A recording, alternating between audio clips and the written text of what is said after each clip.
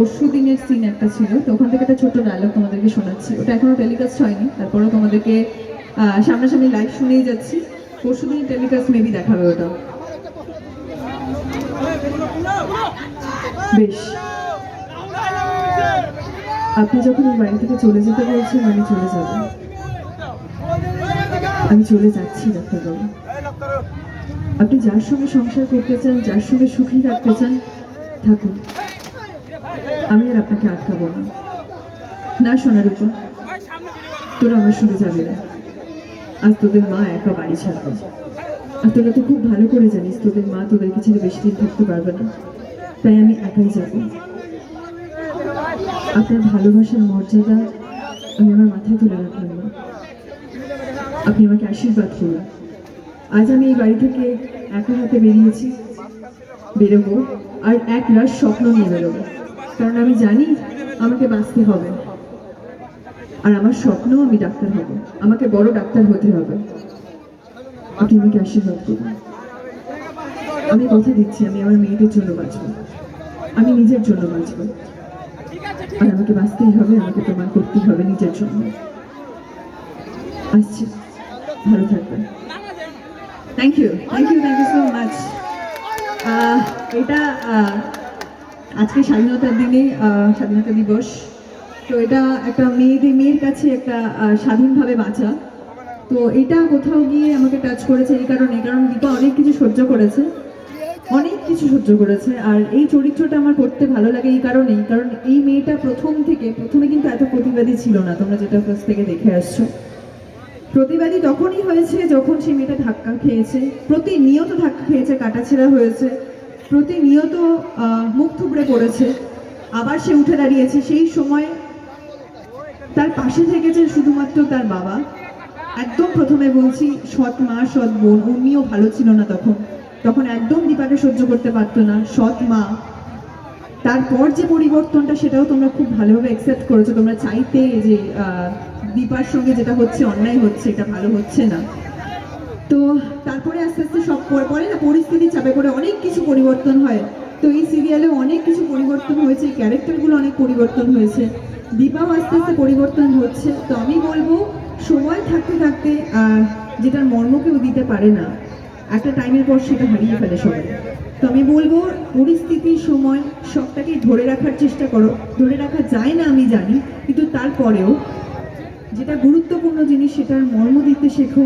প্রত্যেকের এটা একটা খুব ভালো মেসেজ। আর আমাদের অনুরাগের ছোঁয়া থেকে একটা মেসেজ সবসময় দেওয়া হয় যে রূপ নয় গুণটাই কিন্তু আসল, যেটা সবার কদর করতে জানে না। গুণটা সবাই দেখে না, সবাই রূপটাই দেখে, কিন্তু রূপটা তো ক্ষণিকের, একটা টাইমের পর রূপটাও থাকে না, কিন্তু গুণটা সারা জীবন মানুষের মনে থেকে যায়। তো এই মেসেজটা আমরা দেওয়ার চেষ্টা করেছি, সেটা খুব ভালোভাবে সবাই অ্যাকসেপ্ট করেছে। বাস এটাই অনুরাগের ছোঁয়া, এইভাবেই চলবে। তোমাদের সাপোর্ট যতদিন থাকবে ততদিন চলবে। সাপোর্ট বন্ধ হবে, অনুরাগের ছোঁয়া বন্ধ হবে, একদিন যেটা শুরু হয় সেটা তো শেষ হয়নি। তো চলো নেক্সট গানে যাব, অনেক কথা বলে হয়েছি। এবার কি একটা হিন্দি গান হবে? হ্যাঁ বেশ, চলো।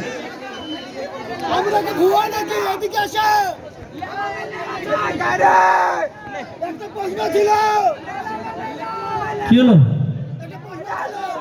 প্রশ্নটা আমাকে করো, বলো। এটা যা প্রশ্ন আমাকে করবা, ঠিক আছে? আচ্ছা আমাকে বলবা, আমি দিদিকে পরে বলে দেবো, ঠিক আছে? ওকে ওকে, ঠিক আছে।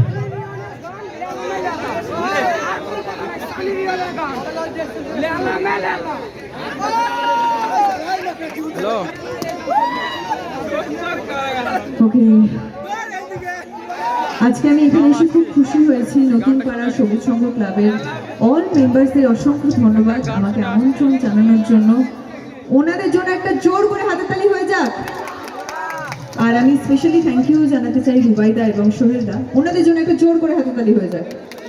Thank you so much. চলো নেক্সট গানে যাবো, অবশ্যই একটা হিন্দি গান।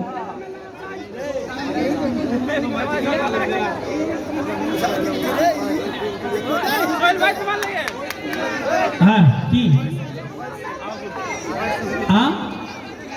আচ্ছা ঠিক আছে, দিদিকে বলে দেবো।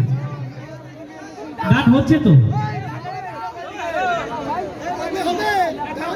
হচ্ছে তো দিদি। বলো কি বক্তব্য তোমাদের? হ্যাঁ, ভোজপুরি ভাষাও আমি জানি না, গানও আমি জানি না, সবাই সবকিছু জানে বলো। হ্যাঁ, আচ্ছা হিন্দি হবে, বাট প্লিজ ভোজপুরিটা রিকোয়েস্ট করো না। আমি যেটা জানি না সেটা জানি না, যেটা যে জানে না সে সারেন্ডার করে, আমি সারেন্ডার করছি, আমি সত্যি জানি না ভোজপুরি গান। নতুন পাড়া সবুজ সংঘ ক্লাবের আমাদের একটা ঐতিহ্য আছে, বিশ্বাস আছে। আমাদের এই অনুষ্ঠান পরিচালনা যিনি তত্ত্বাবধান, আমাদের বস রুবাইদার নেতৃত্বে এই অনুষ্ঠান সাফল্যমণ্ডিত হতে চলেছে। শেষটাও সুন্দর হবে, স্টেজে নায়িকা আছে। আমাদের বিশ্বাস তোমরা সকলে এমন কোনো অপ্রীতিকর কিছু করবে না, কারণ সবার পরে মান সম্মান থাকে। তোমাদের কিছু কোয়ারিজ প্রশ্ন থাকলে